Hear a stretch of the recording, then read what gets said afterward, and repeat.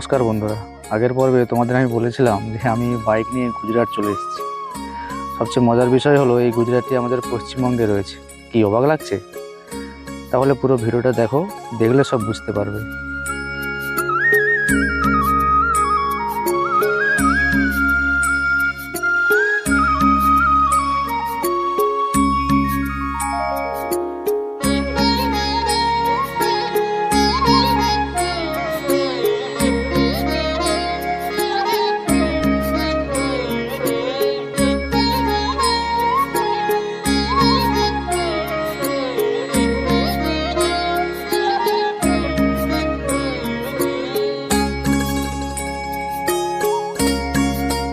শ্রী স্বামীনারায়ণ মন্দির, কলকাতা।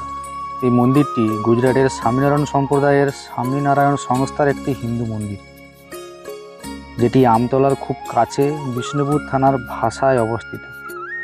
তোমরা জানলে অবাক হবে যে এখানে অতীতে কালীঘাট ও ফলতা রেলওয়ের 14 নম্বর হল স্টেশন ছিল।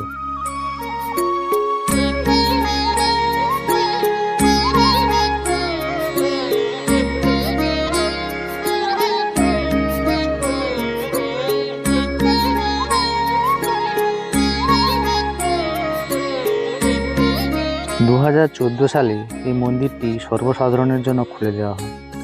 কথিত আছে যে ভগবান শ্রী স্বামীনারায়ণ একসময় নীলকান্ত বর্ণী রূপে সাগর দ্বীপের কপিলমুনি আশ্রম দর্শনের জন্য এই স্থানের ওপর দিয়ে যান, এবং এই মন্দিরটি বিশ্বের 5 মহাদেশের বিভিন্ন স্থানে প্রতিষ্ঠিত 44টি মন্দিরের মধ্যে অন্যতম এক মন্দির।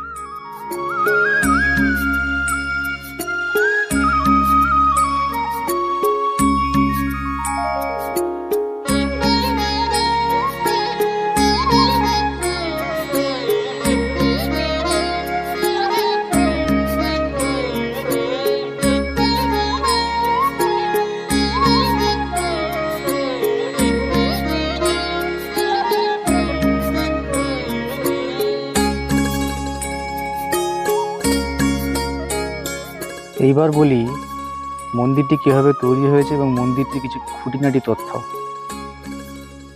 পুরো মন্দিরের এরিয়া প্রায় 200 একর জমির উপরে অবস্থিত। ব্যাপারটা অনেকটা জায়গা নিয়ে মন্দিরটা অবস্থিত, এটা বুঝতেই পারছো তোমরা। এবং পুরো মন্দিরটি তৈরি করতে ব্যবহার করা হয়েছে রাজস্থানের গোলাপি বেলে পাথর আর লাল পাথর। মন্দিরের পাথরের কারুকার্য এবং মন্দিরের শান্ত মনোরম পরিবেশ আপনার মনকে অবশ্যই মুগ্ধ করবে।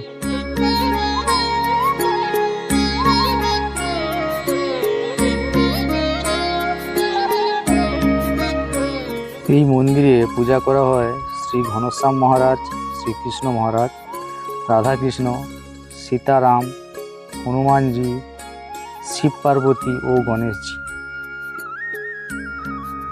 যদি আমাকে বলো সাজেস্ট করতে, তো আমি আমার দিক থেকে সাজেস্ট করব যে কলকাতার কাছাকাছি যদি উইকেন্ডে ফ্যামিলি ট্রিপ করতে হয় তো খুব সুন্দর একটা ডেস্টিনেশন, সারাদিন সুন্দরভাবে কাটাতে পারবে এখানে। তো তোমাদেরকে একটু রুট ম্যাপটা জানিয়ে দিই।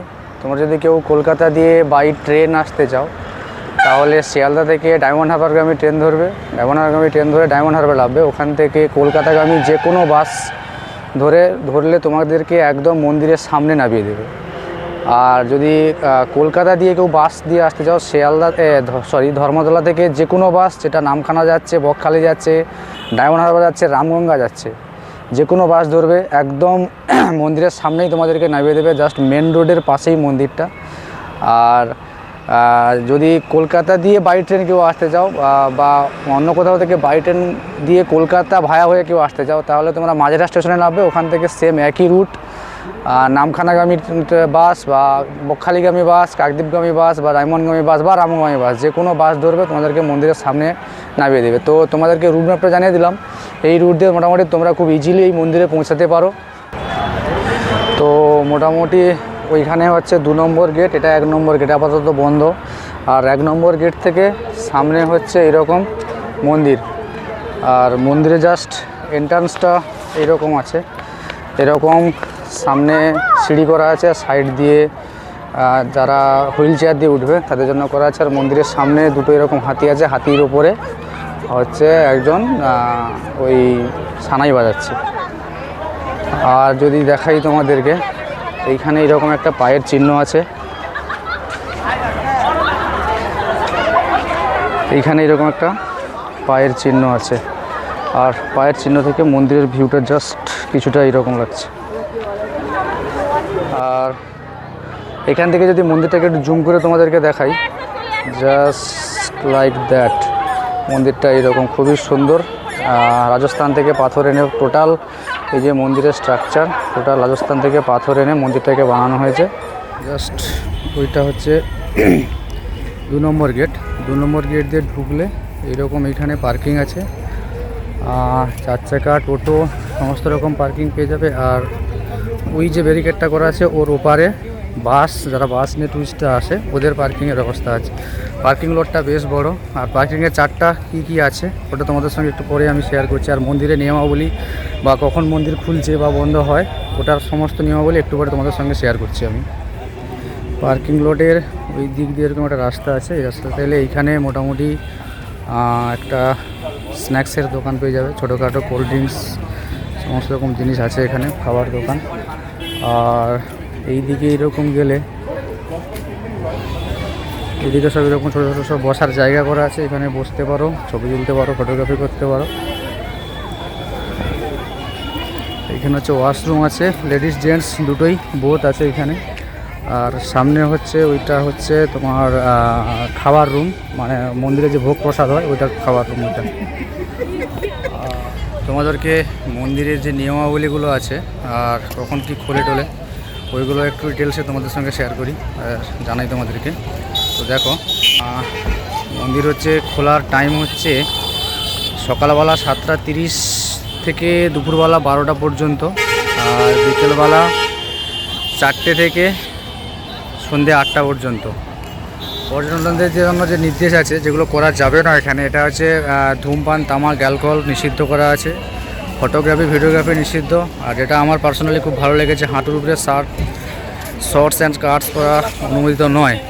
আচ্ছা, পোষ্য প্রাণী মানে যাদের সারমেয় আছে তারা এখানে অ্যালাও নয়। বাইরের খাবার টোটালি নিষিদ্ধ। আর মন্দিরের কোনো জিনিসে হাত দেওয়া যাবে না।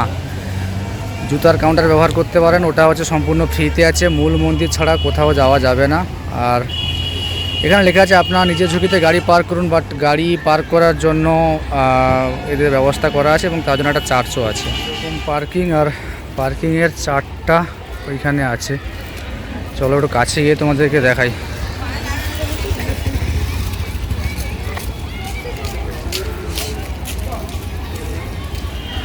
মোটর বাইকের জন্য একটু জুম করি, মোটর বাইকের জন্য 20 টাকা, অটো টোটো 30 টাকা, 4 চাকা কার যারা নিয়ে আসছেন ওটা হচ্ছে আপনার 50 টাকা, মিনি বাস যারা টুরিস্ট বাস পার্টি যারা আছেন মিনি বাস নিয়ে 130 টাকা, আর যারা বড় টুরিস্ট বাস নিয়ে আসছেন 250 টাকা পার্কিং চার্জ আছে। আর এইটা হচ্ছে 4 চাকা আর 2 চাকা অটো, এটার পার্কিং। আর বাসের পার্কিংটা জাস্ট ওদিকটাতে আছে, ওই যে বাসটা ওদিকটাতে আছে। মন্দিরের ওঠার জাস্ট বাম পাশে এরকম একটা জায়গা করা আছে, যেখানে ছোটো ছোটো বাচ্চাদের বিভিন্ন রকম খেলনা এবং সময় কাটানোর জায়গা করা আছে, দেখতেই পাচ্ছ তোমরা সেটা।